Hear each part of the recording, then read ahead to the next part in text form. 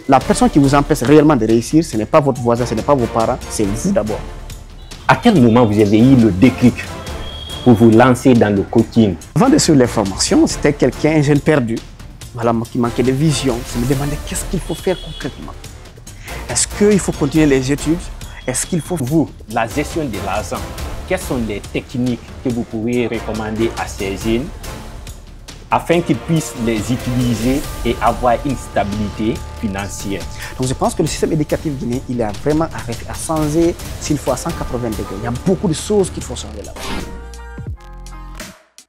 Bienvenue dans ce nouvel épisode d'Inspire-moi. Aujourd'hui, je reçois un jeune Guinéen qui bouscule les cerveaux à travers le développement personnel, l'entrepreneuriat, l'éducation financière. Il est suivi par des milliers de personnes sur les réseaux sociaux aujourd'hui. C'est donné pour mission de réveiller le potentiel des jeunes Africains. Dans ce nouveau numéro, il nous partage ses débuts, son parcours, ses échecs, ses victoires et surtout les secrets de la réussite de la jeunesse. Bienvenue une fois de plus dans Inspire-moi avec coach Sadio. Déjà, j'étais tellement curieux. Je vous suivais sur les réseaux sociaux, Facebook, TikTok. Je vois souvent que vous êtes quelqu'un qui bouscule les cerveaux. C'est vrai qu'on dit souvent que l'Afrique a besoin de se développer. Mais sachant que l'Afrique regorge plusieurs potentialités, mais est coupée encore dans le sous-développement. D'autant disent qu'aujourd'hui, l'Afrique ne manque plus de ressources minières ou d'autres ressources économiques pour se développer, mais plutôt le mental. Pour vous aujourd'hui, qu'est-ce qui fait aujourd'hui souvent vous envoyez les tics sur les réseaux sociaux ou même dans les enseignements, vous bousculez les esprits? Merci pour la question. Ce qu'il faut noter, comme vous venez de le dire, l'Afrique a des ressources. Mais si on me demande aujourd'hui qu'est-ce qui fait que l'Afrique ne se développe pas à un moment donné, c'est parce que nous manquons de ressources. La ressource la plus importante, la ressource humaine. Le développement humain manque. C'est pourquoi on est bloqué. Donc c'est pourquoi moi je pense que l'Afrique, si l'Afrique doit changer, ça doit partir par la jeunesse. Mais pas n'importe quelle jeunesse. Pas cette jeunesse politisée. Pas cette jeunesse qui est en train de passer des heures et des heures dans les graines de thé. Pas cette jeunesse qui est en train de passer du temps à bavarder, à fuir le pays. C'est une jeunesse consciente, cette jeunesse qui est vraiment consciente de l'avenir, consciente des responsabilités, d'accord, que nous avons en Afrique. Donc c'est pourquoi j'ai décidé vraiment de partager des messages, de réveiller le potentiel qui sommeille, dans cette jeunesse africaine. Et je pense que si cette jeunesse se réveille, se révolte par rapport à la situation, elle arrive à comprendre réellement que l'Afrique, si l'Afrique doit se développer, ça doit partir par elle. L'Afrique va changer en un temps record. Ok. Déjà dans l'intro, j'ai essayé de vous décrire brièvement. Mais êtes-vous d'accord avec cette description? Je suis tout à fait d'accord. Ok. Sinon, je dirais, vous pourriez vous décrire en vos propres mots qui est coach Sadio. Bon, en grosso modo, coach Sadio, je suis business coach et entrepreneur, très passionné du monde entrepreneurial. Et je passe du temps aussi à partager des contenus à travers des formations, des conférences et sur les réseaux sociaux pour vraiment inspirer cette jeunesse africaine, la pousser à prendre son destin en main. Une fois encore, je le dis, si l'Afrique doit changer, ça doit partir par la jeunesse, mais pas n'importe quelle jeunesse, une jeunesse consciente. Et ça doit passer par l'éducation, parce que nous manquons vraiment des ressources ici, la ressource humaine, il faut forcément l'éducation. Donc je suis une personne, en grosso modo, passionnée de l'entrepreneuriat et du développement personnel. Ok. Venant toujours ou restant toujours dans la casquette de coaching, pour vous, coach Sadio, à quel moment vous avez eu le déclic pour vous lancer dans le coaching? Très bien, c'était à l'université et c'était comme tous les autres étudiants. Je me battais beaucoup parce que j'ai appris qu'il faut être à l'école, il faut bien étudier, après tu vas réussir ta vie. Donc j'ai fait du sérieux. À l'université, la deuxième année de l'université, j'ai eu l'occasion de participer à une formation et développement personnel. J'ai vu le monsieur parler, j'ai vu sa façon de parler, j'ai vu tout ce qu'il disait, on dirait qu'il s'adressait exactement à moi. Donc ça résonnait à moi, ça me faisait vibrer là où j'étais. Donc après cette formation, je me suis posé la question de savoir, waouh, qu'est-ce que c'est quoi ces arts de formation? Mais ça c'est intéressant. Depuis lors, j'ai commencé à découvrir, à lire des livres, à suivre des formations en ligne sur YouTube et tout ça, et tout ce qui parle de développement personnel. Et c'est en ce moment que j'ai eu le déclic, j'ai compris que ça a changé ma vie juste en quelques temps, et ça peut faire la même chose chez les autres jeunes. Donc je me suis mis dans la perspective, non seulement de consommer des informations, d'apprendre le développement personnel, mais également de partager à d'autres personnes. Donc, voici un peu le déclic que j'ai eu dans le développement personnel. Et maintenant, lorsque vous avez suivi ces premiers modules de développement personnel, votre vie était comment avant? Et après aussi, ces cours, votre vie, comment ça a changé? Avant de suivre les formations, c'était quelqu'un, un jeune perdu, voilà, qui manquait de vision. C'est me demander qu'est-ce qu'il faut faire concrètement. Est-ce qu'il faut continuer les études? Est-ce qu'il faut faire autre chose? C'est-à-dire ma vie va faire, comment je vais vivre après les études? Ça me posait énormément de questions. Je savais même pas, c'était perdu comme presque tous les jeunes africains. Donc, c'était vraiment perdu. Mais quand j'ai suivi ces formations, j'ai commencé à me remettre en question. Et, c'est-à-dire, j'ai commencé à croire que c'est possible. C'est-à-dire que c'est possible de partir de rien. C'est possible de vraiment d'être, de venir d'une famille modeste, pour ne pas dire pauvre, mais c'est vraiment, c'est ici au sommet, c'est frayer son propre chemin. Donc, le développement personnel m'a donné une confiance absolue, m'a donné encore plus de clarté dans ma vision. Et après ces formations, j'étais encore plus confiant et par rapport à l'avenir, par rapport à ce que je pourrais faire pour contribuer au développement de mon pays et pourquoi pas au développement de l'Afrique. Intéressant. Et pour vous, c'est quoi le développement personnel? Le développement personnel, la meilleure manière pour moi de le définir, prenez le mot développement personnel. Il est composé de deux mots, si vous voulez. Il y a le développement, il y a le personnel. Quand vous prenez le mot développement, cela veut dire quoi? Le développement, c'est juste, on peut dire ça, une amélioration. On peut changer le mot développement, mais une amélioration. Comment dirais-je, un changement positif. Maintenant, l'autre mot, c'est la personne. Quand on prend la personne, en grosso modo, la personne est subdivisée en trois grandes parties. Il y a la partie physique de l'être humain, le corps, d'accord, ce qui est tangible qu'on peut voir là. Il y a la partie mentale de l'être humain, le mindset, les Anglais disent ça comme ça. Il y a également la partie maintenant âme, hein, l'âme, il y a l'émotion, il y a la spiritualité. Donc, maintenant, le développement personnel consiste tout simplement, c'est une discipline, si vous voulez appeler ça comme une matière, qui a pour objectif de développer la personne sur le plan mental, sur le plan physique et sur le plan émotionnel, dans le but de vivre la meilleure version de lui-même. C'est ça, en grosso modo, le développement personnel. Ou d'une autre façon, on peut dire le développement personnel, c'est que c'est la matière qui a pour objectif de vous pousser à vivre la meilleure version de vous-même, la version la plus améliorée possible. Ça, en grosso modo, le développement personnel. Est-ce que tout le monde en a besoin? Oui, certes. La meilleure manière de vous permettre de comprendre la pertinence du développement personnel, je le dis souvent, pour réussir dans la vie, il y a deux parties qu'il faut travailler. Il y a la partie qu'on appelle, c'est-à-dire le développement, la partie technique. Un exemple frappant, prenons dans un domaine d'activité, la menuiserie, la maçonnerie et tout ça. Un domaine d'activité, peu importe le domaine. On a besoin de la partie technique pour maîtriser le métier. Mais ce qu'on a plus besoin, c'est que les gens oublient et ignorent, c'est nous. On a plus besoin, c'est la partie comportementale. C'est-à-dire que les techniques comportementales sont meilleures que les techniques du travail. Je vais donner un exemple. Vous prenez aujourd'hui un maçon qui est bien, il sait bien faire les maisons, il sait très bien travailler. Quand il lui donne un travail, il fait, on dit, waouh, il est extraordinaire. Mais si ce même monsieur n'a pas de caractère qu'il faut, n'a pas les comportements nécessaires, il ne va jamais réussir dans le domaine. Exemple frappant, si la personne la rencontre des difficultés et il abandonne au premier coup, il ne va jamais réussir dans sa vie. Ou bien la personne a un problème d'honnêteté. Quand il lui donne un travail, c'est nous, il y a beaucoup d'ouvriers qui ont des problèmes comme ça, ils n'ont pas compris. C'est-à-dire qu'il lui donne un travail, il est en train de faire le travail. Mais qu'est-ce qui se passe? Quand tu lui dis de venir, il va travailler pendant un mois, mais après le un mois, tu ne le vois plus. Il a mangé l'argent, il est parti quelque part. Lui, techniquement, il est bien. Il est excellent, il peut être très bien. Mais comportement là, ça manque.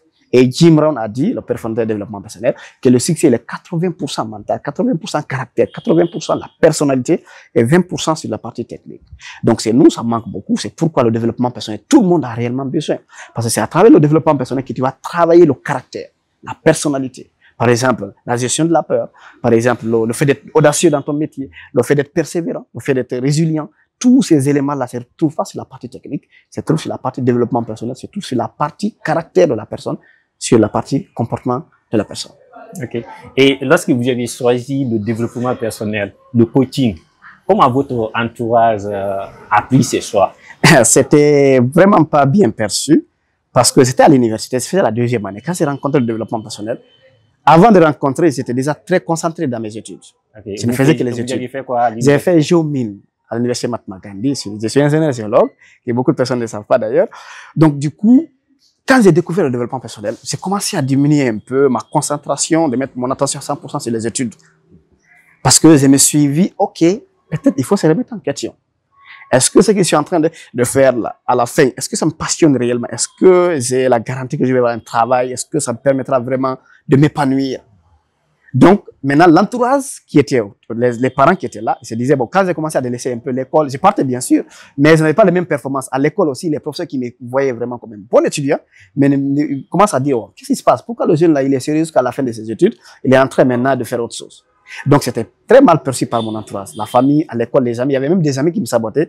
Ils venaient vraiment, me disaient, bon, coach, toi, avec tes formations là, ils me disaient ça, avec tes formations de développement personnel. Pourquoi tu viens pas sur les cours ici, tu fais géomine, tu es dans un pays où il y a le potentiel minier qui est là? Parce que moi, je me suis retrouvé ailleurs. J'ai trouvé quelque chose qui me passionnait plus que ce que je faisais à l'école. C'est pourquoi je le dis souvent, l'école, c'est un moyen par lequel on peut apprendre, mais c'est pas le seul moyen. C'est que les gens ne comprennent pas. Ah bon? Oui. L'école n'est pas le seul endroit où on va apprendre. C'est ce que je disais même lors de la formation tout récemment. Il y a les jeunes qui m'ont posé la question de savoir est-ce qu'il faut continuer les études ou pas. Pour cela, il faut réfléchir seulement. C'est que la meilleure manière de répondre à cette question, c'est de savoir. Il faut d'abord se poser la question qu'est-ce que tu veux faire de ta vie? Dans quel métier tu veux exceller? Quel est le domaine d'activité qui t'intéresse réellement? Est-ce que, réponds à la question, dans 5 ans, dans 10 ans ou à la fin de ta vie, qu'est-ce que tu aimerais laisser dans ce monde comme trace? Dans quel domaine d'activité tu veux vraiment courir, tu veux vraiment impacter le monde? Si, par exemple, tu es passionné de l'entrepreneuriat, moi je te dis que tu n'as rien à foutre à l'université. Tu es passionné, par exemple, de la comédie. Il y a des gens qui sont passionnés de la comédie. Ils n'ont rien à foutre dans les universités. Comme Gou, par exemple. Très bien, les Michel Gou et autres. Des personnes qui sont passionnées du football, le football, ça les intéresse. Ils n'ont rien à foutre à l'université.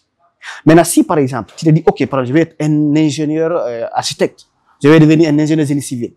Peut-être, oui, si ce que tu fais à l'école est un rapport direct avec ce que tu ambitionnes de faire, c'est ta passion, tu continues l'école. Si c'est le contraire, tu laisses tomber, c'est une distraction, ça devient une distraction. Parce que tout le monde est allé à l'école, que toi, tu dois forcément aller.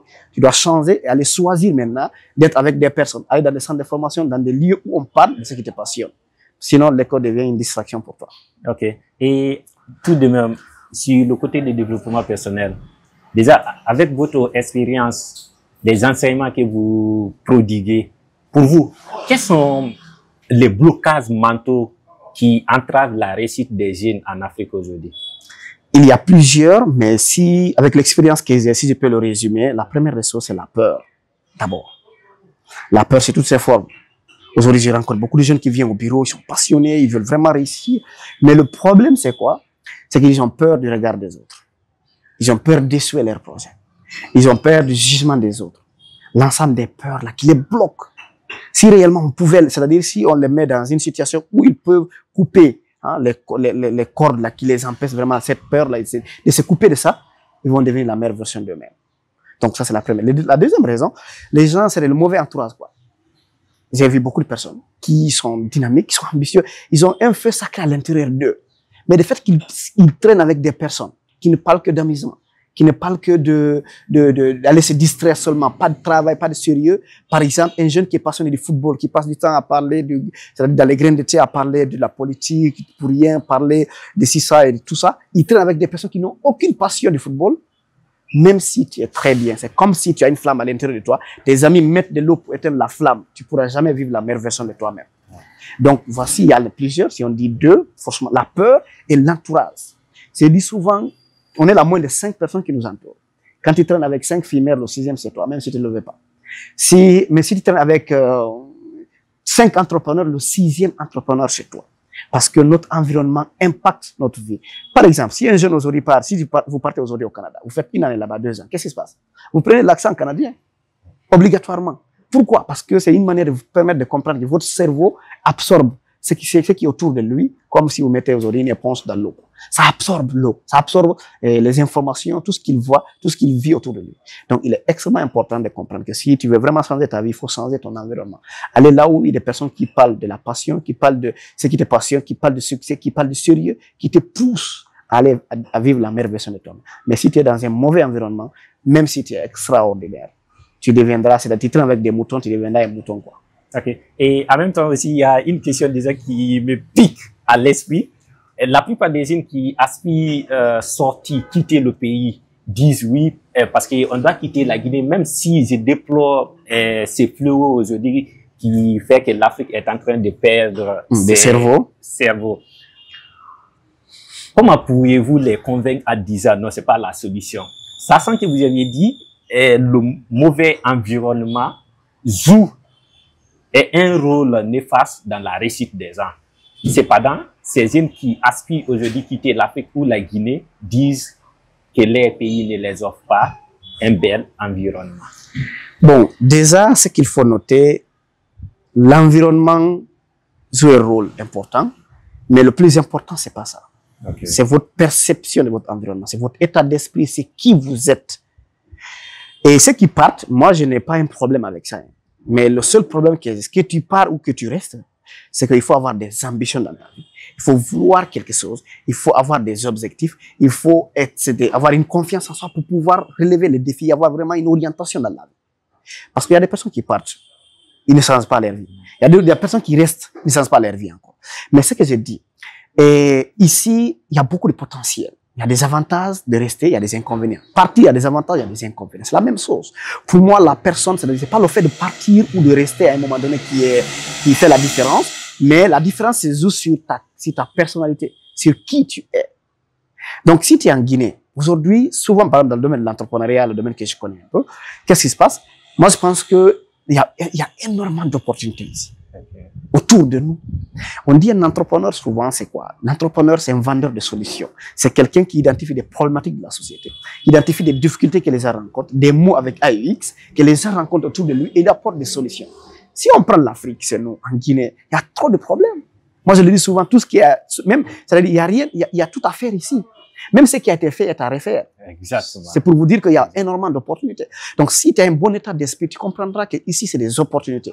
Si tu pars à l'aéroport ici, qu'est-ce qui se passe? Tu verras des centaines, des milliers de Chinois, des Indiens, des Asiatiques, des autres pays qui viennent ici pour pouvoir créer des entreprises. Pourquoi? Parce qu'ils pensent qu'ici, rien n'est fait encore. Même ce qui est fait est à refaire. Il y a énormément d'opportunités. Il y a d'autres qui pensent partir pour des études. Moi, je comprends ça. Il y a d'autres qui partent aussi pour avoir un certain nombre d'expériences. Parce que je dis souvent, le voyage est une forme d'apprentissage. Moi, je n'ai aucun problème avec ça. Ils peuvent partir, aller rencontrer des cultures, rencontrer des façons de faire, des façons de penser, des modèles qui marchent là-bas et venir envoyer ces modèles-là ici. Une manière de s'éveiller aussi. Voilà, de s'éveiller, ouvrir son esprit, aller voir des modèles qui marchent là-bas et venir peut-être implanter ici en s'adaptant avec les réalités africaines. Et je pense qu'aujourd'hui, je pense bien que ceux qui sont partis, qui ont fait du sérieux, ils ont un grand apport en Afrique. C'est-à-dire qu'aujourd'hui, il n'y a pas une famille où tu pars, où tu ne trouves pas, par exemple, un diaspora qui est parti, qui nourrit peut-être toute la famille. Je pense que ça, c'est un grand apport. Dans ma famille, il y en a beaucoup. J'ai dit souvent peut-être que toutes les familles, hein, quand tu pars là-bas, tu vas voir quoi? Il y a forcément peut-être un diaspora qui envoie $200, $300 chaque fin de mois. Ça, c'est une façon de maintenir la famille. C'est aussi un apport des capitaux, c'est-à-dire c'est un flux de l'argent qui vient. C'est pourquoi je dis encore, les diasporas, vraiment, ils jouent un rôle important. Surtout ceux qui sont sérieux. Mais il y a des gens qui partent, qui ne font rien. C'est pas ce qu'ils sont en train d'encourager. Il y a des gens qui restent ici, qui ne font aussi rien. Donc, c'est pas l'idée de partir ou de rester. C'est à un moment donné, c'est d'être quelqu'un qui est ambitieux, qui est conscient de ton avenir et puis qui est prêt à vraiment à compter sur soi et aller vraiment vers le succès. C'est le plus important. OK. Sachant que Dave dit, nous aimons beaucoup les chiffres. Oui. Dites au tag, vous avez parlé qu'il y a eu un moment de déclic à travers les formations axées sur le développement personnel. J'aimerais savoir aujourd'hui, Sadio, venant d'une famille modeste, à quel âge vous avez fait vos premiers $1000, les 10 millions de francs guinéens? Et j'étais à l'université déjà. Oui. Parce que j'ai lancé ma toute première entreprise, j'étais étudiant. Je le raconte chaque fois dans mes conférences et tout ça. La troisième année, quand j'ai pu faire le développement personnel la deuxième année, la troisième année, j'ai lisé beaucoup de livres qui parlaient de business et tout ça. Et j'ai compris, on a dit pour créer une entreprise, soit tu identifies un problème de la société, tu apportes une solution, ou tu vois un modèle qui marche, tu essayes de copier un peu, de s'adapter par rapport à ça. Et moi, je voulais vraiment me chercher parce que j'avais la garantie que peut-être à 80% quand j'ai fini mes études là, je suis pas passionné de ça. Je suis passionné de développement personnel. Je suis passionné de l'entrepreneuriat. Je suis passionné de la liberté et tout ça. Donc, je ne me voyais pas être directeur d'une entreprise, je sais pas quoi, non. Je voulais créer moi-même mon propre chemin. Donc, qu'est-ce qui se passe? J'ai dit, OK, il faut entreprendre parce que je suis sûr que après mes études, forcément, je dois cesser un travail. Il faut trouver le travail dès maintenant. Parce que je suis quelqu'un qui croit que l'insertion socio-professionnelle d'un étudiant doit commencer à partir des bancs de l'université. Ah bon? Oui. Parce que après, tu fais les études pourquoi? Pour cesser un travail après. Maintenant, si tu sais que forcément c'est chercher un travail, pourquoi tu ne cherches pas les heures libres, les jours où tu ne pars pas à l'école, les heures où tu n'es pas à l'université? Il faut te chercher un travail. Parce que tu n'as aucune garantie qu'après les études, tu vas avoir un travail. C'est tout le cas de l'Afrique. Surtout le cas de chez nous, il y a beaucoup de problèmes. La plupart, 80% de tes aînés sont au chômage, la plupart. Donc, toi, tu es qui pour croire que forcément tu vas avoir un travail? Donc, il faut le créer dans l'université. Donc, j'ai cette philosophie et j'ai essayé maintenant de savoir qu'est-ce qu'il faut faire. J'ai eu l'idée de mettre en place une entreprise de lavage de voitures derrière ma cour. Ah bon? Oui. Et récemment aussi, le récent épisode, c'était avec M. Billy, qui aussi est parti aussi à travers le lavage des voitures. D'accord, je pense que c'est des bonnes choses. J'ai vu, il y a un gars qui était à côté de moi, qui avait un lavage qui marche. Donc, j'ai essayé de copier à côté de moi là-bas. Au moins, derrière ma cour, il y a un espace où je peux faire le lavage des voitures. Qu'est-ce qui se passe? Maintenant, je voulais lancer l'entreprise, j'ai fait l'évaluation, il me fallait à peu près 3 800 000 pour commencer. Mais je n'avais pas d'argent, comme tous les étudiants. C'était un problème. Mais j'ai appris dans un livre qui m'a façonné, les livres de Maxime Victor, 40 ans et 5 ans de liberté, 40 ans de, je sais pas, quelque chose comme ça. 5 ans de travail forcé. Très bien. 40 ans de un entrepreneur qui m'inspire beaucoup. Dans le livre, il a expliqué que l'argent n'est pas rien. C'est-à-dire, c'est pas l'argent qui fait le projet, c'est le projet qui fait l'argent. Donc, j'ai commencé à identifier qu'est-ce qu'il faut faire. Donc, j'ai fait quoi d'abord? J'ai demandé dans mon entourage des gens pour contribuer un peu. Il y a un frère qui a mis un peu. Le reste, c'est fait quoi? J'ai vendu. J'avais des paires de chaussures, 2 paires de chaussures qu'ils avaient. Une que je n'avais jamais portée. J'ai revendu ça à un ami qu'ils avaient acheté à peu près 180 000. J'ai revendu ça à 130 000, quelque chose comme ça. La deuxième, j'avais porté une fois, je l'ai lavé aussi, j'ai revendu ça. Ils avaient 2 téléphones. Un téléphone qui fonctionnait bien et un autre qui était en panne. J'ai vendu le premier téléphone qui marche bien. J'ai pris l'argent. C'était quelle marque? C'était un téléphone Samsung. Comme ça, les Samsung et S9, quelque chose comme ça. J'ai vendu le téléphone. Quand j'ai vendu le téléphone, j'ai le premier téléphone qui fonctionne bien. J'ai pris maintenant l'argent, j'ai réparé l'autre téléphone Techno qui était à côté. C'était un téléphone Android aussi. Maintenant, j'ai pris le deuxième téléphone comme fonction, comme usage. Le premier qui avait plus de valeur, j'ai pris l'argent là. J'ai mobilisé les fonds. Je n'avais pas l'argent qu'il faut tout, mais je suis allé voir à côté, il y a un gars qui vend des matériels, des kivs, des trucs là, des moteurs. Je suis allé le voir, je le connaissais déjà parce qu'on était dans le même quartier. Je lui ai dit, OK, grand, est-ce que je peux donner de l'argent? J'avais à peu près 60 à 70% de l'argent. Prends cet argent-là, tu vas me donner les matériels. Je vais travailler, après je vais te payer petit à petit. Honnêtement, le gars était très sincère avec moi, il m'a aidé. C'est pourquoi j'ai dit, quand vous êtes sérieux, il y a des gens qui sont prêts à vous aider. Oui, quand vous êtes sérieux. Donc, il m'a donné les matériels. Je suis venu, j'ai installé l'espace là-bas. Je croyais que c'était fini. Il fallait justement avoir les matériels, tu installes tout, je suis entrepreneur, je vais être riche. Je me suis posé très vite. J'ai commencé à calculer tout ça.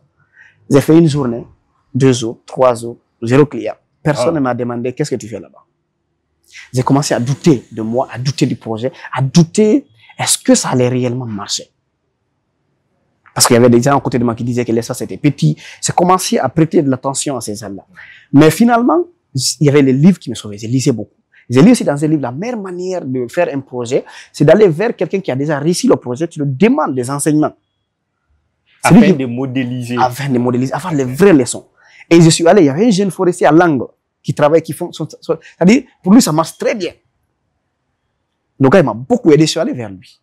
J'ai dit, mon gars, ça va, je suis Sadio, j'ai lancé une entreprise de lavage de voitures à côté. J'ai vu que ça marche un peu sur toi, donc je viens pour apprendre des leçons, des informations pour que tu puisses m'aider justement à faire pour moi aussi. Le gars, c'est l'une des meilleures leçons de business que j'ai appris avec lui. Il m'a regardé tête aux pieds. Il m'a dit, bon, honnêtement, je pense que tu n'es pas prêt pour faire le lavage. J'ai dit, OK, pourquoi? Je me suis déplacé pour venir vers toi. Pourquoi tu me dis ça?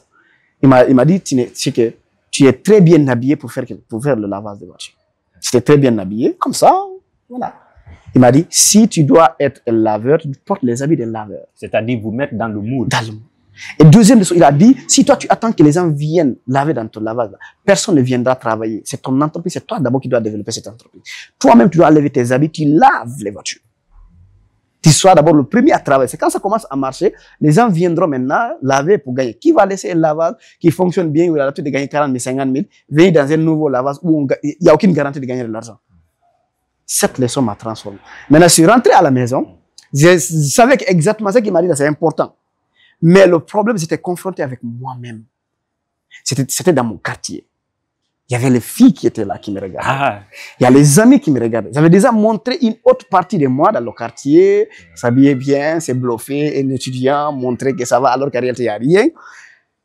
J'étais confronté avec moi-même et j'avais la peur, cette honte-là, de vouloir commencer quelque chose, comme ça, et pourtant j'ai montré une autre personnalité de moi, comme si tout va bien, commencer à laver des voitures.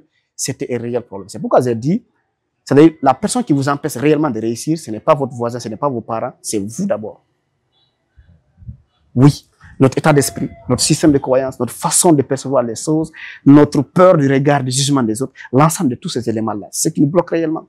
Ce n'est pas les autres qui t'empêchent de réussir. Quand tu arrives à couper, hein, comment dirais-je, les câbles là, qui te tirent, hein, ce que je viens de citer là, tu vas vivre la meilleure version de toi. Mais j'ai réfléchi encore, ça fait 12 jours, j'ai réfléchi à qu'est-ce qu'il faut faire, qu'est-ce qu'il faut faire, qu'est-ce qu'il faut faire. Mais finalement, j'ai pris la décision, parce que j'ai dit, c'est pas les filles là, finalement, qui vont financer mes projets, c'est pas la perception des autres qui va changer ma vie. Quand j'ai fini mes études, actuellement, les parents m'accompagnent un peu. Après les études là, comment je vais faire? Donc, j'ai pris la décision de le faire. Je me suis coupé du regard des autres, j'ai mis en place le lavage de voiture. J'ai commencé à travailler, j'avais des sérieux problèmes parce que je savais pas laver. Réellement, je n'avais jamais fait ça, quoi. Donc, j'ai fait 1 heure, 2 heures pour laver une voiture. Tout ça. Et des fois, c'est pas propre. Les gens, ils disent, oh, c'est pas bien fait. D'autres refusent même de payer. C'était très, très, très difficile. Pour raccourcir l'histoire, je me rappelle une fois, un gars est venu. J'ai fait 2 jours sans client. Un gars est venu avec une voiture, une grosse voiture. Il dit Lavaz. C'est à Lambagne ici, tout près de l'université, c'est dans la salle de compte privé, tout près de là-bas. Et quand il est venu, il était pressé. Il dit, OK, mon gars, Lavaz, il dit, oui, c'était une grosse voiture comme ça. Et c'est un gars peut-être qui gagne bien sa vie. Il dit Lavaz, il dit oui. Il dit combien? Il dit 60 000. À Lambagne, on peut faire ça. Oui, bien sûr. Les voitures comme ça, on peut laver à 60 000, des fois même plus. Il dit, OK, il n'y a pas de problème. Je pars prendre un café, je reviens dans un instant, fais vite. OK, j'ai commencé à laver. J'étais content. J'ai 2 jours, pensant client, au moins, je vais gagner les 60 000. J'étais très content. Je lave la voiture plus de 2 heures du temps. Le gars, il vient. Il me regarde. Quand j'ai fini de laver, il vient, il ouvre les portières de devant, les portières de derrière. Il regarde très bien. Il dit, qui a lavé? J'ai dit, c'est moi. Il dit, il fallait me dire que tu ne peux pas laver la voiture. Wow. Les gars, le jour là, quel choc. Je voulais prendre le kiff, le moteur, j'ai dit, grand, prends tout ça, va.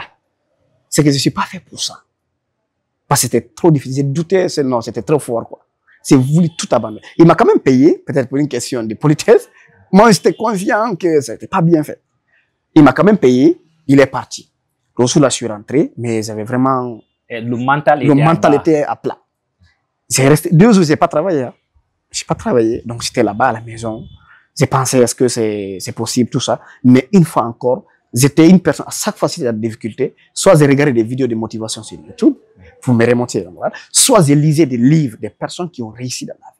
Je suis tombé sur une vidéo qui parlait un peu de l'histoire, des difficultés, le prix à payer. Si vous me suivez, chaque fois je parle du prix à payer dans la vie. Donc, du coup, il y a un gars qui a dit, le Nelson Mandela a fait plus de 27 ans en prison pour réaliser les rêves, machin. Moi, je dis, je me suis même pas allé en prison, tout ça. C'est que mon problème, il est petit par rapport à ça. Et ça m'a remonté la morale et j'ai décidé encore de reprendre. J'ai repris, comme ça a travaillé. Finalement, ça a commencé à marcher. Il y avait des gens qui venaient m'encourager. Ils voyaient que c'était pas bien. Je me cherchais, mais qu'ils disaient, OK, c'est bien, je pense que, ils m'encourageaient, quoi. Il y a d'autres qui viennent, ils sabotent de toutes les façons. Mais il y a d'autres qui viennent qui m'encouragent. J'ai commencé à travailler comme ça, avoir un peu de clients, Finalement, il y a un jeune qui est venu à côté de moi, qui a commencé à travailler. Lui, il savait bien laver. Donc, il est venu avec son expérience, il a travaillé, on a eu 2, 3. Et ça fait 2 mois et quelques, je partais pas à l'école. Ah bon? 2 mois, oui. J'ai dit l'école, attends d'abord, je dois d'abord mettre en place quelque chose qui me rapporte de l'argent. Parce que j'ai trouvé quelque chose qui me passe sur l'entrepreneuriat. Donc l'école, c'était juste, pour moi, je partais pour les parents, quoi. Honnêtement, je pouvais abandonner les études à l'université. Mais il y avait mon papa à côté, il y avait les parents, donc il fallait continuer un peu, peut-être de donner le diplôme, suivre ma passion. Moi, je suis passionné de l'entrepreneuriat et tout ça. Et j'avais compris dans les livres que l'école n'est pas le meilleur endroit pour apprendre le business. Donc, je n'avais pas de modèle là-bas. Donc, du coup, qu'est-ce qui s'est passé? Le jeune a commencé à travailler, ça marchait bien. Maintenant, j'ai repris l'école. Il y avait 2, 3 personnes qui travaillaient là-bas. J'ai repris l'école. Et j'ai parti à l'école, je reviens, je trouve 100 000, 150 000 de recettes. Les week-ends, je gagne jusqu'à 400 000. Et les premiers, pour répondre maintenant à votre question, les premiers 10 millions, je les gagnais lorsque c'était à l'université. Je faisais la 3e année. La 3e. Et ça vous a pris combien? Avant ça, à peu près, bon, concrètement, moins d'1 année. Peut-être 6 mois comme ça, 7 mois, j'ai gagné déjà 10 millions. Des fois même plus, un peu. Parce que les week-ends, le lavage, les week-ends, samedi, dimanche, je peux gagner 300 000, 400 000 de bénéfices. Parce que ça travaillait beaucoup, c'est le week-end, les gens venaient. On travaillait jusqu'à 21h, des fois, on allume les lampes pour pouvoir laver les voitures. Je gagnais bien. Et tout de même, pour vous, pensez-vous que quelles sont les habitudes ou quelle discipline vous a aidé à faire vos premiers 10 millions de francs guinéens? La formation, l'apprentissage. Si vous regardez l'histoire que je viens de raconter là, à chaque fois que je suis bloqué, je cherche des informations. Je cherche du savoir-faire, du savoir-être. Et je le dis souvent, si tu es bloqué dans ton entreprise, si tu es bloqué dans la vie, il y a forcément une information qui te manque ou des informations qui te manquent. Du savoir-faire ou du savoir-être. Donc, si tu es malin, c'est souvent, c'est que aucune personne ne peut aller au-delà, ne peut réussir au-delà de ses connaissances, de son savoir. D'accord? C'est que ton niveau de savoir est en rapport direct avec le niveau de résultat qui était dans la vie. Donc, quand tu es bloqué quelque part, remets-toi en question en disant, OK, il y a une information, il y a un savoir-faire, il y a un savoir-être qui me manque. Pour cela, il faut aller chercher, soit avec une personne qui a plus d'expérience que toi, soit avec, dans un livre, soit dans les vidéos, soit des conférences, des trucs comme ça. Il faut aller chercher cette information. Donc, la première qualité qui m'a poussé vraiment à avoir ça, c'était très curieux, quoi. À chaque fois, je suis bloqué, je me disais, il y a peut-être quelque chose qui me manque, je cherche. Et je me formais sur YouTube beaucoup, parce que pour moi, c'est la meilleure université du monde. Il y a tout ce que vous voulez là-bas. Surtout pour les personnes venant de familles modestes. Modestes, tu ne payes pas d'argent. Tu viens, il y a des conférences. Les seuls frais, c'est juste le coût de connexion. Très bien. Donc, et tu éduques ton algorithme, quoi. À chaque fois que tu suis des formations, l'algorithme de YouTube va t'envoyer que des formations. Mais chaque fois que tu suis de la musique, de maman et tout ça, ça seulement ils vont t'envoyer. Tu vas croire que YouTube, c'est une plateforme de musique. Mais si tu viens, tu suis aussi des formations, des inspirations, c'est qui va te transformer là-bas. Donc, la première habitude, c'est-à-dire qui m'a vraiment façonné, qui m'a poussé même jusqu'à maintenant, là, qui me donne même chaque fois c'est-à-dire qui me pousse vraiment, à chaque fois je m'améliore, c'est la formation continue. Je me forme tous les jours, chaque fois j'apprends, je consomme des informations qui me transforment. Parce que je comprends cette loi, quoi. Comme on le dit souvent, plus tu sais, plus tu es, plus tu es, plus tu as. C'est vraiment intéressant. Et en même temps, est-ce qu'on peut dire aujourd'hui, Coach Sadio, qui a débuté par une entreprise de lavage d'auto. Ouais. Est-ce que vous continuez toujours avec la même entreprise ou aujourd'hui vous vous êtes agrandi? Aujourd'hui, qu'est-ce que vous embrassez? Voilà. Déjà, quand j'avais l'entreprise qui fonctionnait bien, j'ai directement pensé à mettre encore une deuxième, troisième entreprise. Mais j'avais un problème. Quand j'avais installé, j'avais déjà 2 lavages. J'étais en train d'installer le 3e. Ça, c'est le moment du régime d'Alpha Condé. Ils ont commencé à faire des déguerpissements au bord de la route, quoi. Donc, ils ont venu casser 2 de mes emplacements. Mais il y a toujours le lavage que je suis en train de vous parler là. Je l'ai délégué, je l'ai donné carrément à un parent qui est proche de moi. Je l'ai laissé totalement l'entreprise. J'ai dit, vas-y, c'est avec. Mais qui fonctionne jusqu'à présent. Quand vous venez de l'université Lassana Conté privé de la Magny, vous venez seulement, il y a un carrefour qu'on appelle carrefour sacrifice, l'angle qui prend pour remonter vers la cité, le carrefour Santa Cruz. Il y a le lavage jusqu'à présent qui est là. Parce que c'est derrière ma cour, quoi. Jusqu'à présent, ça fonctionne là-bas. Okay. Mais maintenant, voilà, c'était le premier pas dans le monde des affaires. Donc, je me formais à chaque fois. Maintenant, actuellement, je suis à la tête d'un groupe où j'ai co-créé avec un de mes amis, qu'on appelle Yigi Group. Si vous me suivez sur les réseaux à chaque fois, on fait la promotion de ça. C'est un groupe aujourd'hui qui a 4 départements qui fonctionnent. Il y a le département de voyage, il y a le département de l'immobilier, il y a le département de e-commerce. Ceux qui me suivent à chaque fois, je suis quelqu'un qui est trop passionné déjà de ce monde-là. Voilà, par la vente et tout ce qui suit. Donc, on a Yigi Market, c'est une scène de boutique, une scène de, comment dire, des boutiques. On achète des produits généralement en Chine, dans la sous-région. On utilise la voie des réseaux sociaux, avec le e-commerce pour vendre. Il y a beaucoup de jeunes d'ailleurs que j'aide à gagner beaucoup d'argent à travers ça, qui viennent autour de moi. Je les apprends le métier du e-commerce, qui je pense pour moi c'est un très bon moyen pour aider aujourd'hui un jeune à gagner des fonds pour pouvoir se lancer. Soit il peut continuer dans le e-commerce ou aller se chercher ailleurs, mais c'est un très bon moteur qui pousse quelqu'un aujourd'hui en un laps de temps à gagner beaucoup d'argent. Donc du coup, et voilà, ce groupe-là, il y a 4 départements comme je le disais tantôt, et maintenant l'académie de formation qui est le 4e. Voilà, après les 3 autres, l'académie de formation, peut-être par lequel vous me connaissez sur les réseaux et les formations et qui suivent. Donc, j'ai co-créé cette entreprise avec un ami, juste après l'université, et aujourd'hui qui fonctionne vraiment très bien, quoi. Ok. Et de l'autre côté aussi, nous allons venir sur le côté financier, l'éducation financière. Oui. Nous savons aujourd'hui que ce ne sont pas juste les moyens qui manquent aux jeunes aujourd'hui, ni l'argent qui manque aux jeunes. Mais pour vous, pour des jeunes qui aspirent à réussir aujourd'hui leur vie, mais qui ont 0 francs, quel conseil pourriez-vous les recommander sur l'argent? Si j'ai bien compris la question, un jeune qui n'a pas d'argent, qui veut se lancer dans les affaires, c'est ça? Oui, qui veut réussir sa vie. Ok. Sur le plan financier? Oui, surtout sur le plan financier. Oui, et j'ai même des modules de formation, comment lancer une entreprise avec 0 francs. C'est possible. Les gens ne comprennent pas ça. Oui, c'est possible de lancer une entreprise avec 0 francs, mais c'est pas possible de lancer une entreprise avec rien. C'est qu'il faut comprendre cette nuance déjà. 0 francs, l'argent, ça va et ça vient. C'est un moyen. C'est un moyen. C'est, comme je le disais encore, c'est pas l'argent qui fait le projet, c'est le projet qui fait l'argent. C'est pas l'argent qui fait le projet. C'est le projet, la pertinence du projet, la capacité, la personne qui porte le projet, qui crée. L'argent, on le crée. C'est une monnaie d'échange. C'est que tu apportes de la valeur aux autres et puis on te donne de l'argent. C'est ça l'argent en réalité. On donne de l'argent. Pourquoi? Parce que tu apportes une valeur à la société. Donc, un jeune qui n'a pas d'argent, qui veut vraiment se lancer, d'accord, il peut comprendre que oui, c'est tout à fait possible de lancer. Parce qu'il y a des secteurs d'activité où tu n'as pas besoin d'argent pour commencer. Un exemple frappant, je le dis, hein, l'industrie de l'affiliation, l'industrie de l'intermédiation, par exemple, c'est toute une industrie. Et ça consiste à... Voilà, je vais vous expliquer. C'est toute une industrie qui vraiment donne beaucoup d'argent, où tu n'as pas besoin seulement de l'argent pour le commencer. Il suffit juste d'être passionné, être prêt à payer le prix. Par exemple, quand l'industrie de l'intermédiation, c'est quoi? C'est justement le fait de mettre en rapport ceux qui ont la solution et ceux qui veulent la solution. Un exemple frappant.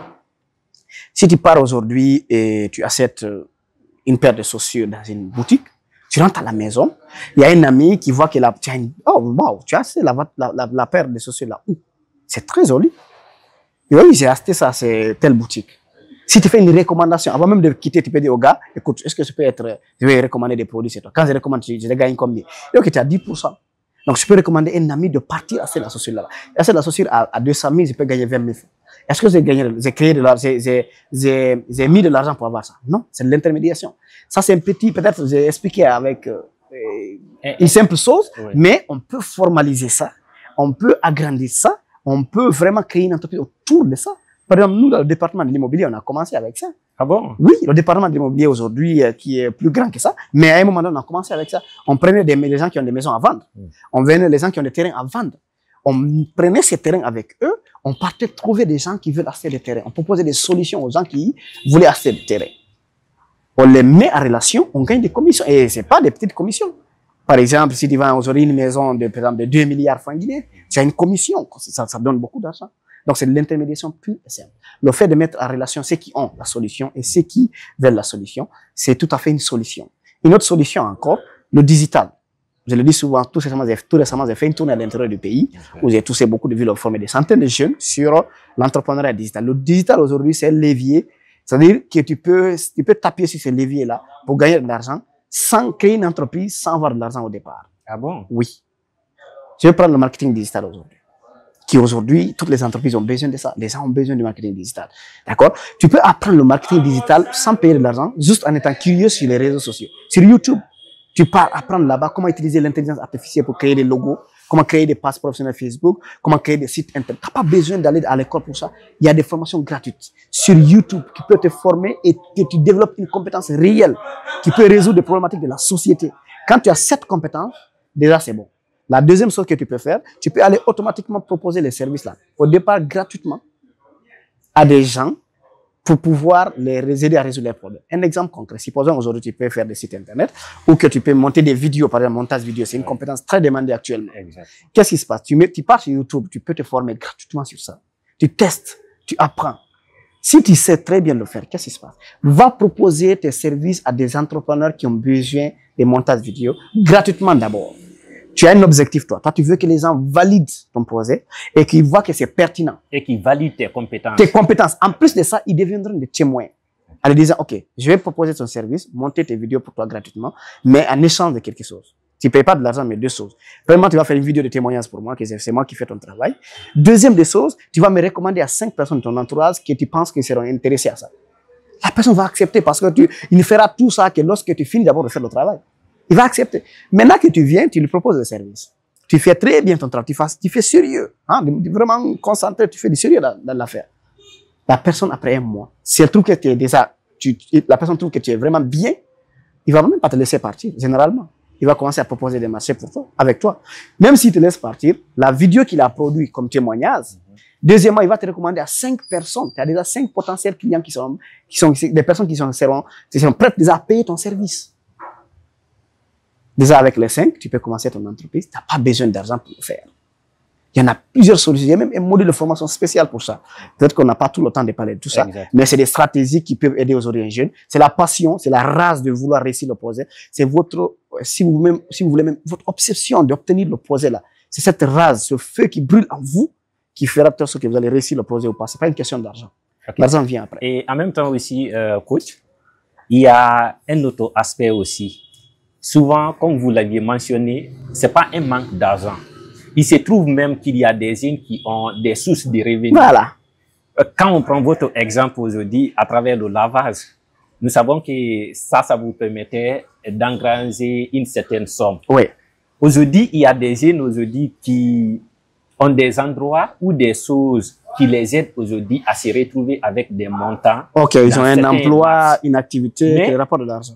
Mais avec ces montants, ils ont une instabilité financière. Okay. Pour vous, la gestion de l'argent, quelles sont les techniques que vous pouvez recommander à ces jeunes afin qu'ils puissent les utiliser et avoir une stabilité financière?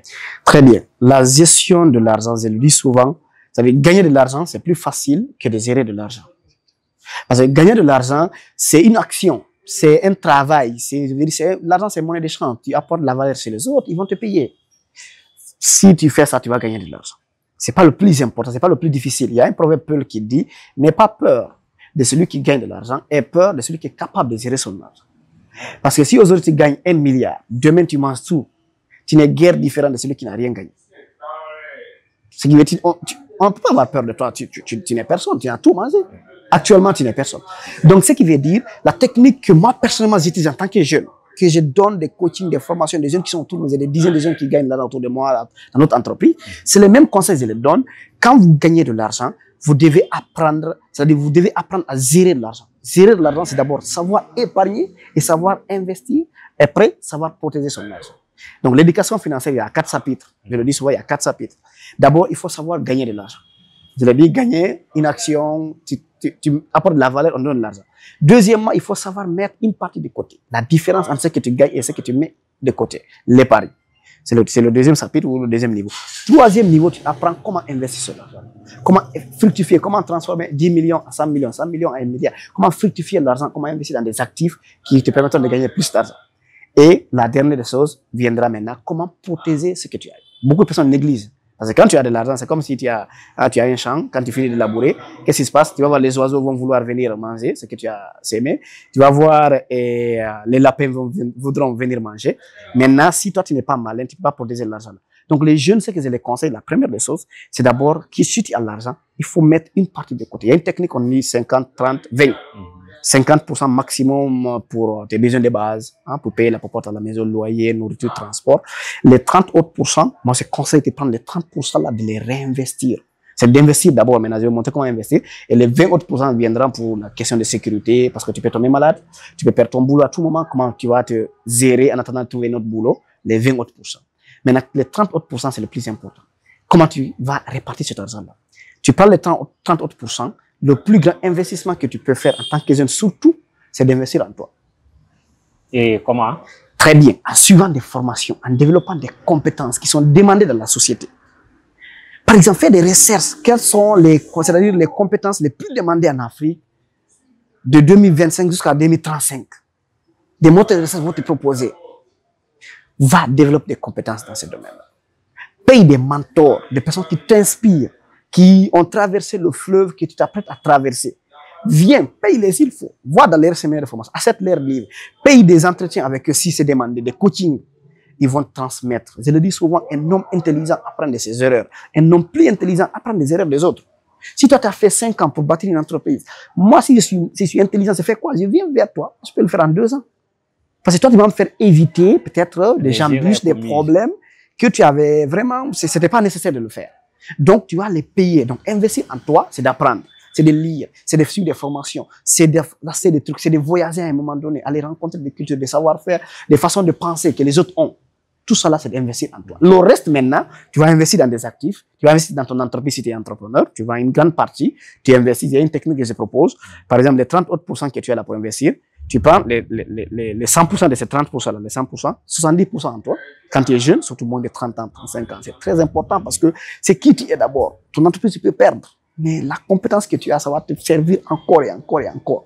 Il y a un adage qui dit, quand tu prends 1 franc de ta poche, tu investis en toi à revanche, tes poches vont nourrir, ton cerveau, pardon, va nourrir tes poches pour toute la vie. Tu prends 1 franc de tes poches, tu investis dans ton cerveau, à revanche, ton cerveau peut nourrir tes poches pour toute la vie.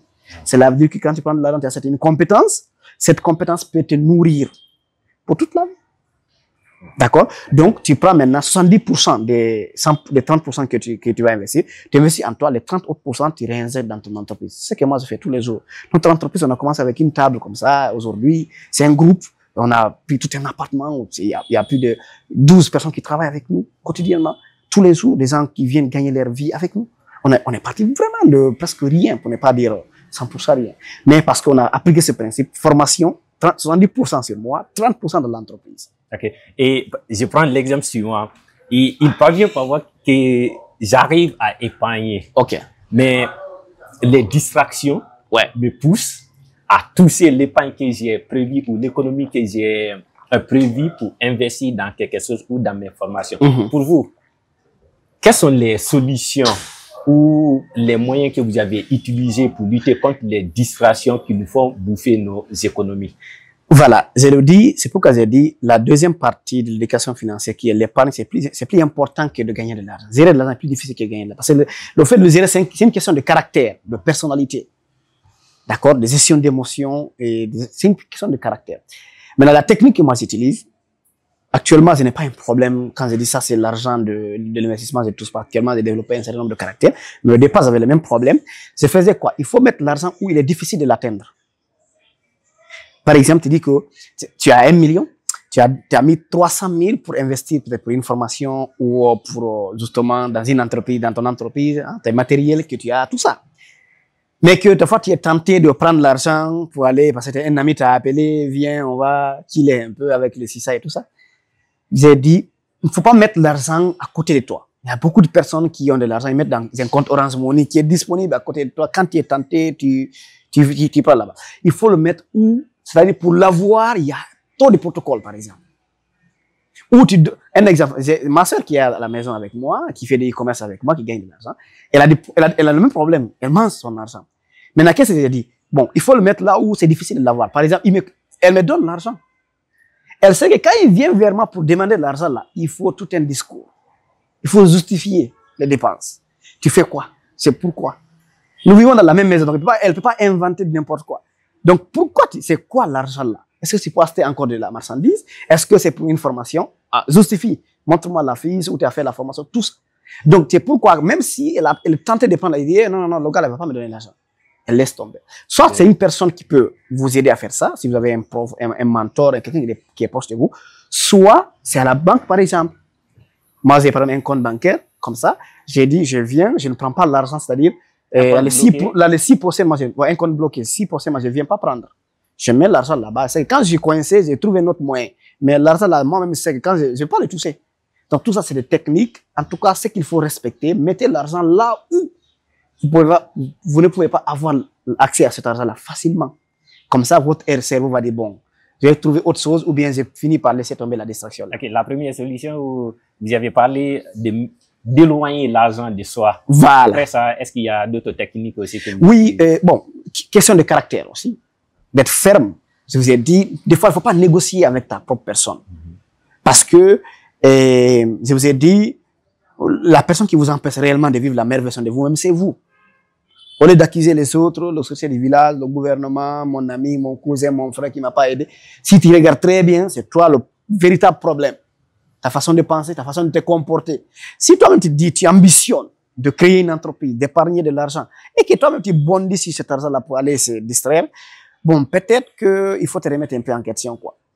Des fois, il faut pas négocier avec ton confort. Il faut être brutal envers soi-même. C'est extrêmement important parce qu'en disant non, je ne peux pas le faire. Aujourd'hui, moi, quand même, j'ai développé un certain nombre de caractères que je n'ai pas besoin de donner à quelqu'un l'argent. Je le touche pas. Je dis non, c'est pas possible. Non, c'est pas possible. D'ailleurs, mon environnement est un peu soigné aussi parce qu'il y a des sanctions autour de moi. Voilà, j'ai développé un certain nombre de caractères une fois encore. Donc, le fait d'être honnête avec soi-même, d'être conscient du prix à payer, d'être conscient d'être, s'il faut même un peu violent avec soi-même pour dire que je ne touche pas cet argent, je l'ai mis ici, j'ai mis cet argent-là pour ma liberté financière. Je ne vais pas me permettre de badiner sur mon avenir pour des plaisirs court terme ou bien pour faire plaisir à quelqu'un. Non, c'est mon avenir, c'est ma vision et j'ai beaucoup plus d'intérêt à protéger ma vision et mon avenir. Ok. Et vous, par exemple, est-ce que vous avez eu un moment où vous avez perdu de l'argent aussi et qu'après, qu'il y ait eu des regrets? L'argent, dans l'entrepreneuriat, on perd l'argent tous les jours. Ça, je vous ai dit, l'argent, ça va et ça vient. C'est pas l'argent qui est la finalité dans l'entrepreneuriat. C'est pas l'argent. C'est peut-être, à un moment donné, ta capacité à créer cet argent-là. Parce que la richesse, la véritable richesse, ce n'est pas l'argent que tu as dans un compte de banque, 10 millions, 15 millions, 100 millions, 1 milliard. C'est pas ça. C'est ta capacité à t'arranger, à créer cet argent, créer de la richesse, c'est le plus important. Parce que tu peux perdre tout ce que tu as comme argent, mais tu peux aussi te relever. Dans le livre Le secret d'un esprit millionnaire, que je conseille déjà aux gens de lire, écrit par Artie Ecker, il parle de la psychologie de l'argent, un peu tout ça. Il a expliqué l'histoire de Donald Trump. À un moment donné, Donald Trump, que vous connaissez aujourd'hui, il avait gagné beaucoup d'argent, il avait perdu, il était milliardaire, il avait perdu de l'argent. Maintenant, il s'est encore reconstruit pour être le milliardaire qu'on connaît aujourd'hui. Donc, c'est pour vous dire que l'argent, on le perd à chaque fois. Mais en réalité, c'est chaque fois que tu perds de l'argent, la question qu'il faut se poser, quelle est la leçon qu'il faut tirer derrière pour ne pas reprendre les mêmes erreurs? Parce que quand tu reprends les mêmes erreurs, c'est un peu bête. Donc, qu'est-ce qu'il faut tirer comme leçon pour ne pas reprendre les mêmes erreurs? Donc, tous les jours, à chaque fois, on perd de l'argent. Moi, tout récemment, j'ai lancé une commande d'une marchandise. Parce qu'à présent, je n'ai pas reçu la marchandise en Chine. D'accord? C'était une marchandise qui tournait autour de 4500 $. Wow. Voilà. J'ai payé, et puis voilà. Jusqu'à présent, je sais que ça arrive. Mais j'ai acheté d'autres marchandises que j'ai revendues avec le e-commerce. On a gagné beaucoup d'argent avec.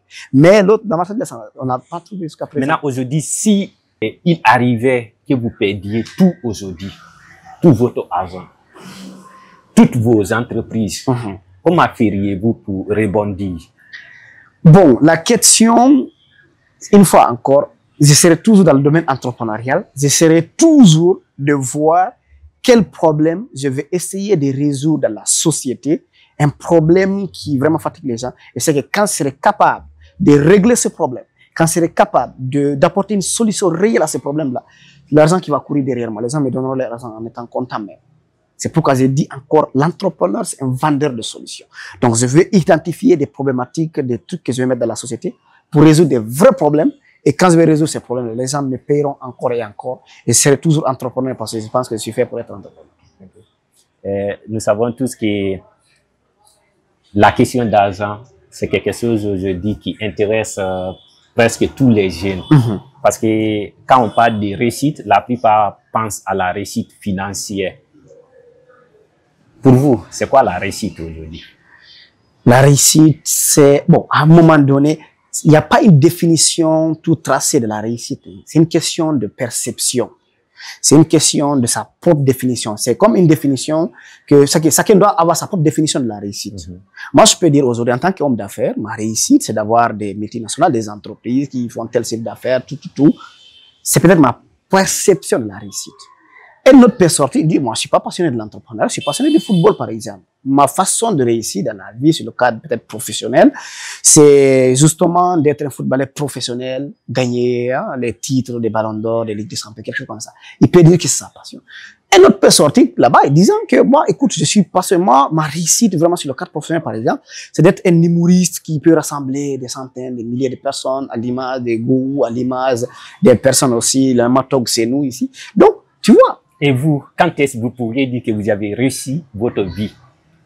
Bon, ma façon de réussir personnellement, sur le cadre professionnel, parce qu'il y a le professionnel, il y a le côté peut-être en général. En général, oui. C'est simple, ma vraie définition de la réussite, c'est lorsque je serai capable, c'est-à-dire de créer une entreprise qui est représentée, c'est-à-dire qu'il y a des filiales un peu partout à travers le monde.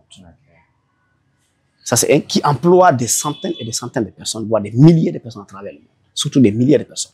Et ça, c'est le peut-être côté. Mais si le côté professionnel, comment dirais-je, d'une autre partie, c'est quand ce serait un modèle de réussite pour la jeunesse africaine. C'est pourquoi je me suis inscrit dans la logique de transmettre ce que je connais. Ce que j'ai encore, c'est-à-dire de partager l'expérience que j'ai, ce que j'ai appris, ma façon de penser, pour aider les jeunes à avoir beaucoup plus de concentration, à avoir plus de confiance en eux pour réussir l'avenir. Parce que l'Afrique, une fois encore, si elle doit se développer, c'est la jeunesse, mais pas n'importe quelle jeunesse, mais une jeunesse consciente, éduquée, qui est vraiment préparée mentalement, émotionnellement, pour affronter les difficultés, parce que nous avons des vraies difficultés, des vrais problèmes, pour les affronter et réussir dans la vie. Donc, quand c'est encore, continuer toujours à inspirer, à aider les jeunes, c'est vraiment une réussite. Il y a pas, à chaque fois que je publie une vidéo, je vois des commentaires des jeunes qui m'écrivent, oh, ça m'a aidé. Ça me donne vraiment un sentiment de satisfaction, de plaisir et de bonheur, quoi, à un moment donné. Donc, quand c'est un modèle de millions de personnes à travers le monde, et particulièrement, comment dirais-je, avec la jeunesse africaine. Parce que même si je suis riche comme Bill Gates, peu importe les milliards qu'il faut, je continue toujours à inspirer la jeunesse. Je continue toujours à faire des vidéos, à faire des conférences gratuitement s'il faut pour inspirer, aider. Parce que c'est ma façon de contribuer si vous voulez, au développement de l'humanité, voilà, l'impact sur le côté éducation et tout ça, quoi. C'est comme Messi avec son ballon ou Ronaldo avec son ballon. Ok. Et en même temps aussi, il y a l'autre côté, parlant des vidéos, nous savons que vous avez une présence spectaculaire sur les réseaux sociaux. Pourquoi ce soit des réseaux sociaux? Qu'est-ce qui vous a aidé à construire cette audience qui est composée des milliers et des milliers de personnes aujourd'hui sur les réseaux sociaux? Bon, la première question, les réseaux sociaux, je les choisis au départ. J'étais dans le classique, j'ai fait des formations, des conférences dans les îles. Il n'y a pas une ville où on n'est pas peut-être allé pour faire des conférences, inspirer les jeunes. Ah bon? Oui, à l'intérieur du pays. Ça fait maintenant plus de 5 ans que j'ai fait ce métier déjà. Maintenant, le choix des réseaux sociaux, c'est une manière encore d'impacter plus, de toucher plus. Parce que c'est un levier qui aide aujourd'hui à toucher beaucoup plus de personnes. Aujourd'hui, tu fais une vidéo et en quelques heures, elle fait 10 000, 15 000, 20 000 vues, 50 000 vues. C'est impossible de réunir des personnes comme ça en une heure. C'est pas possible physiquement si c'est pas sur les réseaux. Donc ça, c'est le premier choix. Le deuxième, c'est que la deuxième des choses, c'est que quand sur les réseaux sociaux, qu'est-ce qui m'a permis vraiment d'avoir cette audience vite fait? C'est parce que tout simplement, bon, disons que je suis authentique, quoi. C'est que je transmets tous les jours avec les jeunes, qui a inspiré les jeunes il y a des années et des années. Cette authenticité qui fait de sorte que les gens s'identifient et ça les touche émotionnellement. C'est pourquoi ils sont restés. Sinon, ça fait moins de 8 mois que je suis présent sur les réseaux. Hein. Ah bon? Oui. J'ai aujourd'hui une audience à peu près de 150 000 personnes sur TikTok et Facebook en moins de 8 mois. Pourquoi? Parce que tout simplement, j'ai dit ce que je vis. Hein, l'entrepreneur que je parle, je vis parce que je suis aussi un business mentor. Je suis un mentor pour d'autres personnes. Je suis business coach à la base, comme vous avez dit tantôt. J'utilise beaucoup le levier de développement personnel, mais en réalité, je suis business coach. Je suis beaucoup plus dans l'entrepreneuriat. Mais c'est qu'aujourd'hui, aucun entrepreneur ne peut aller loin, surtout chez nous, s'il n'est pas préparé mentalement. On dit peut-être 80% des entreprises ferment avant 5 ans parce que tout simplement, les gens ne sont pas préparés mentalement aux difficultés de l'entrepreneuriat. Donc, c'est pourquoi moi, j'utilise beaucoup le levier de développement personnel. Je m'appuie sur ça pour galvaniser, pour transformer la personne, pour que la personne soit préparée mentalement pour affronter, parce que c'est un combat et il faut être prêt mentalement pour réussir l'aventure entrepreneuriale. Ok. Il y a un aspect sur les réseaux sociaux avant de clore avec cette partie, c'est-à-dire les commentaires négatifs et les critiques. Vous, comment parvenez-vous à gérer les commentaires négatifs sur votre personne? Oui, vous savez, on dit souvent, si ce que tu fais ne dérange personne, c'est que ce que tu fais là n'est pas pertinent. Il faut qu'il y ait des commentaires négatifs. C'est comme ça, la vie est ainsi. Hein. D'accord? Maintenant, comment je reçois des commentaires? Des fois, même, je vois les commentaires, je les like et je les envoie des emojis, on rit ensemble. C'est-à-dire, il y a d'autres qui disent, OK, quand toi tu parles de business, est-ce que tu as une entreprise? C'est pas besoin de les prouver que j'ai une entreprise, je m'en fous. Mais je sais que dans le message que j'envoie, il y aura peut-être une personne qui serait transformée, qui serait impactée positivement par rapport au message. C'est là l'objectif. Les gens qui pensent que c'est autre chose, ça ne me dérange pas. Je vois même des commentaires des fois, je les like, je les envoie des emojis, des rires, et puis on discute. C'est-à-dire, on rit ensemble. Parce que je suis préparé mentalement pour ça. J'étais habitué, même pas sur les réseaux sociaux. Physiquement, quand on avait commencé, et on faisait des conférences, il y avait des gens qui sabotaient. Des moqueries. On parle dans les universités pour communiquer avec les étudiants. Ah non, vous avez rien. Ils sabotaient directement. Donc, ça fait des années déjà que je suis habitué à ça. Donc, mentalement, je suis préparé et ça me dérange absolument pas. Et c'est que plus il y a des commentaires des fois négatifs, plus c'est ce qui montre que ce qu'il fait, c'est extraordinaire. Ça touche les gens. OK. Voilà. Et en même temps aussi, ce que j'allais dire, nous voyons aujourd'hui que la plupart des jeunes aspirent à réussir. Et souvent, on dit que nous aimons montrer seulement nos victoires, mais nos échecs, non. Est-ce que vous avez eu à rencontrer des moments d'échec ou des moments de doute? Oui, et moi j'ai dit le plus grand gourmet qu'on peut avoir, c'est le gourmet de l'entrepreneuriat. C'est-à-dire, c'est quand tu es dans les affaires, il y a énormément de gourmets tous les jours. Quand il y a des gourmets, c'est des déceptions, quoi. Hein? Le jargon qu'on utilise. Okay. J'ai déjà, avant de créer Yigi Group qui est là, j'avais déjà créé 2 entreprises que personne n'a connues, quoi. C'est-à-dire voilà, hein, qui sont partis à l'ESSEC. La première entreprise, c'était Forent 224. C'était une plateforme et en ligne, un site qui avait pour objectif d'aider les gens à avoir des maisons, court séjour, à la Airbnb un peu, si vous voulez. Qui personne peut-être n'a connu, qui, voilà, qui les a perdus, quoi. Donc, deuxièmement, il y a eu aussi une autre entreprise de restauration qu'ils voulaient mettre en place avec certains membres de ma famille, des amis, tous à l'université, qui n'a pas aussi marché. Donc, j'ai eu énormément de difficultés. J'ai expliqué l'histoire de lavage de voiture, des difficultés, des problèmes que j'ai rencontrés. Et encore, l'entreprise, Yigi Group qu'on a créé, que vous connaissez là, on a commencé avec vraiment, presque, on avait une table, simplement une petite table. On a commencé. Et moi, j'ai fait plus de 2 mois, je dormais au bureau. Dans mon bureau. Oui, je dormais là-bas. Qu'est-ce que je faisais? La nuit, les gens, quand on finit de travailler, j'étais avec un collaborateur, les gens, quand ils rentrent, il y a un espace à côté, j'ai acheté les petits trucs, les petits matelas là, comment à 100 000 francs, des petits trucs comme ça là. Bon, j'ai acheté ça, j'ai déposé. Une place. J'ai déposé là-bas. Quand tout le monde rentre, il y a la toilette, je pars là-bas, je me lave, je viens, je me couche le matin, la même chose, ainsi de suite. Plus de 2 mois que je dormais carrément au bureau. Je pouvais rentrer à la maison, mais j'ai remarqué que plus je dormais au bureau, plus j'étais concentré sur le travail la nuit, sur des projets, sur comment on va vendre plus nos services, parce que, je le dis une fois encore, un entrepreneur, surtout débutant, tout ce que tu fais, si ce n'est pas en rapport avec la vente, en fait, le fait de rentrer de l'argent, c'est une distraction. Il faut à 100% être focalisé sur la vente. Parce que le meilleur indicateur qui montre que ton entreprise se porte bien, c'est l'argent que tu gagnes d'abord. On est dans les affaires pour faire des chiffres. Donc, si tu ne gagnes pas de l'argent, peu importe, tu peux être un mauvais gestionnaire au départ, un mauvais leader au départ, un mauvais gars, peut-être un mauvais manager à un moment donné. Ton entreprise peut résister. Elle peut marcher peut-être avec en boitant, elle peut résister. Mais si tu es un mauvais vendeur, ton entreprise ferme. Parce que si tu n'as pas d'argent, vous allez aller chercher ailleurs, quoi. Donc, du coup, j'ai réfléchi à des stratégies pour vendre plus le service, comment vendre. Donc, un entrepreneur débutant, c'est la vente une fois encore. Donc, c'est une des difficultés que j'ai connues personnellement.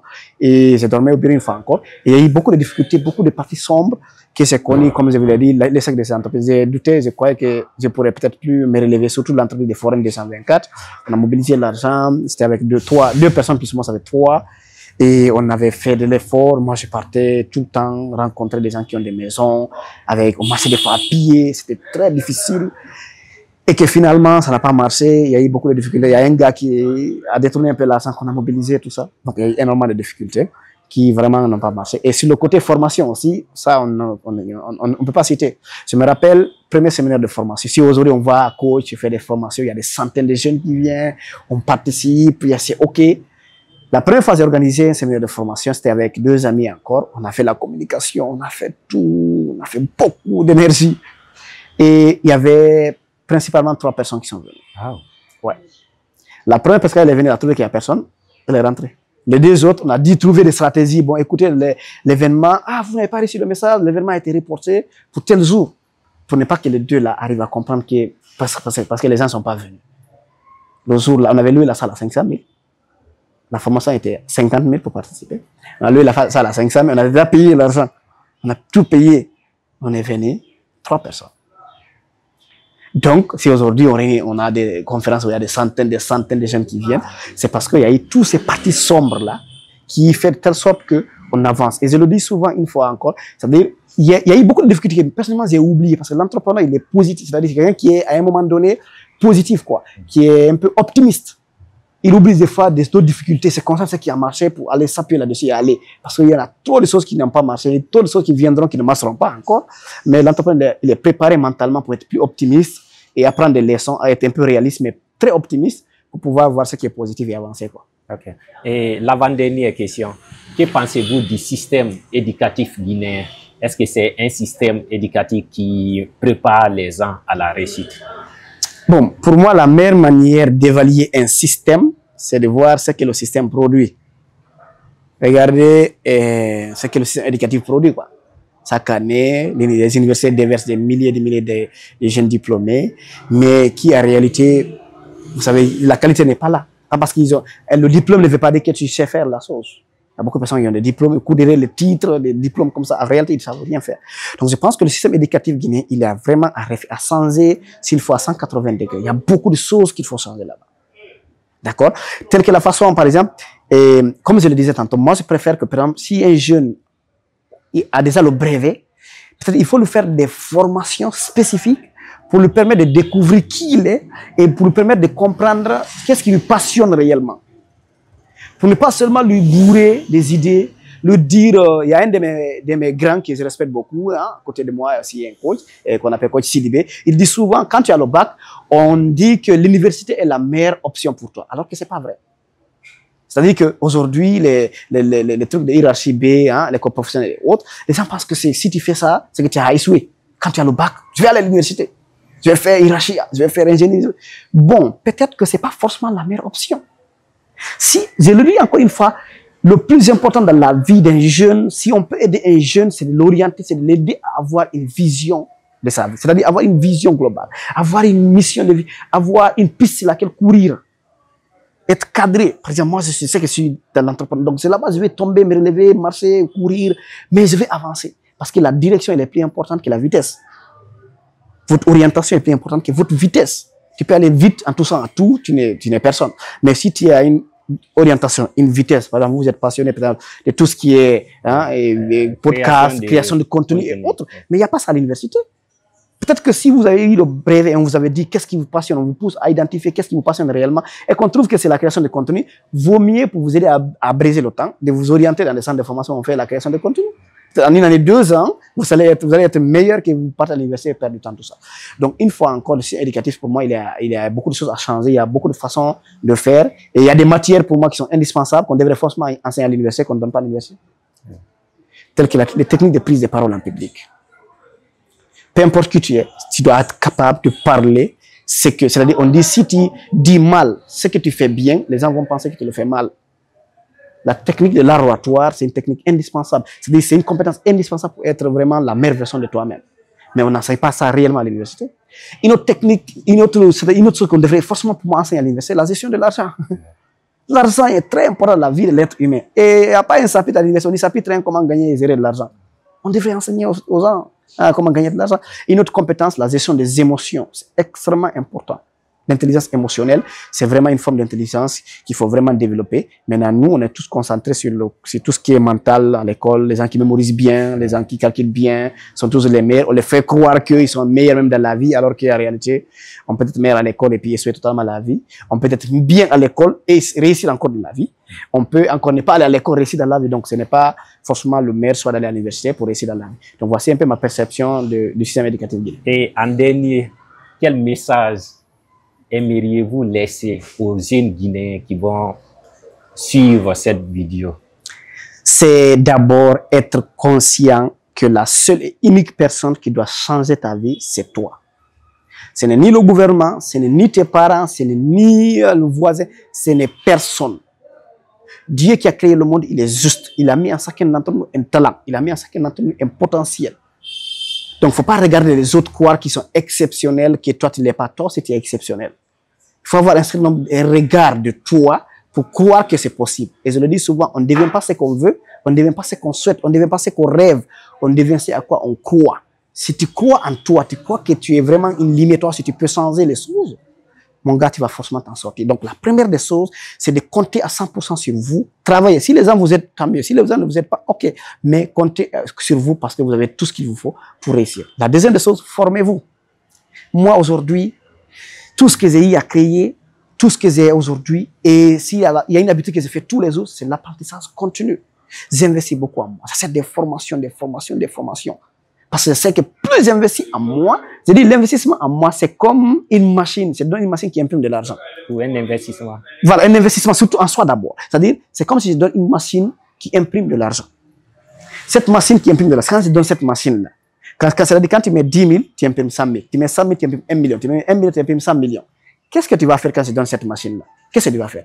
Est-ce que tu vas mettre 1000 francs là-bas? Non, tu vas mettre beaucoup d'argent au maximum possible pour gagner plus. C'est exactement la même chose quand tu fais l'investissement en soi. Plus tu investis en toi, plus cette machine va imprimer encore beaucoup de façons de gagner de l'argent. Tu gagneras plus d'argent. Donc nous, les jeunes, on néglige la formation. Tu vas voir des jeunes qui payent de l'argent pour aller dans les concerts. C'est pas mal. Il faut aller se divertir. C'est pas mal à un moment donné. Ils payent de l'argent pour aller dans les CISA. Ils payent de l'argent pour aller acheter des habits, impressionner les autres. Mais ils sont vraiment mauvais quand il s'agit d'acheter une formation, quand il s'agit d'investir. Réticents. Ils sont réticents, ils ne font pas ça. Et pourtant, c'est ce qui pourrait transformer leur vie, quoi. Donc, Apprenez tous les jours, croyez en vous, apprenez tous les jours. C'est que je pourrais peut-être donner un conseil à mon enfant, un sourd, à peut-être un frère qui est à côté de moi, à quelqu'un qui tombe sur cette vidéo. Croyez en vous à 100% et investissez en vous. Consommez tout le temps des informations qui vont vous aider. Merci beaucoup. Merci.